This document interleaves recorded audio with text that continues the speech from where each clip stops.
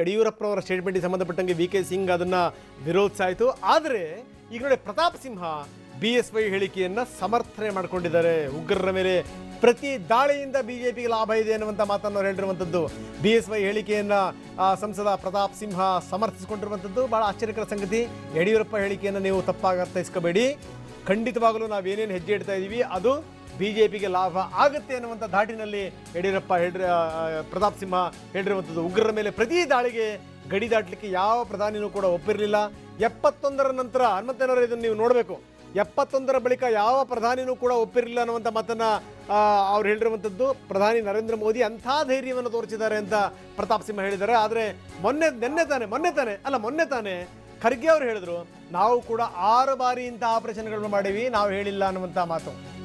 ಯಡಿಯೂರಪ್ಪನವರು ಕೊಟ್ಟಿರುವಂಥ ಹೇಳಿಕೆಗಳಿಗೆ ಬೇರೆ ಅರ್ಥ ಕಲ್ಪಿಸೋದು ಬೇಡ. ಅಂದರೆ ಈ ದೇಶದಲ್ಲಿ 1971ರ ನಂತರ ಇದುವರೆಗೂ ಯಾರು ಕೂಡ ಗಡಿ ದಾಟಿ ಹೋಗೋದಕ್ಕೆ ನಮ್ಮ ಸೇನೆಗೆ ಅವಕಾಶ ಕೊಡೋದಕ್ಕೆ, ಅನುಮತಿ ಕೊಡೋದಕ್ಕೆ ಧೈರ್ಯವನ್ನು ತೋರಿರಲಿಲ್ಲ. ಅಂತಹ ದಾಡಸಿತನವನ್ನು ಸನ್ಮಾನ್ಯ ಮೋದಿಯವರು ತೋರಿದ್ದಾರೆ. ಇಂಥ ಒಂದು ಗಟ್ಟಿ ನಾಯಕತ್ವ ಸಿಕ್ಕಿರುವಂಥ ಸಂದರ್ಭದಲ್ಲಿ ದೇಶದ ಜನ ಅವರ ಪರವಾಗಿ, ಅವರ ಬೆನ್ನೆಲುಬಾಗಿ ನಿಂತ್ಕೊಳ್ತಾರೆ. ಹಾಗೆ ನಿಂತ್ಕೊಳ್ಳೋಂಥದ್ದು ಅದು ಚುನಾವಣೆಯಲ್ಲಿ ವ್ಯಕ್ತವಾಗುತ್ತೆ. ಯಾಕಂದರೆ ದೇಶಕ್ಕಂಥ ಒಂದು ನಾಯಕತ್ವ ಬೇಕು ಅನ್ನೋದನ್ನು ದೇಶದ ಜನ ಅವರ ಭಾವನೆ ವ್ಯಕ್ತಪಡಿಸುವಂಥದ್ದು ಚುನಾವಣೆ ಸಂದರ್ಭದಲ್ಲಿ.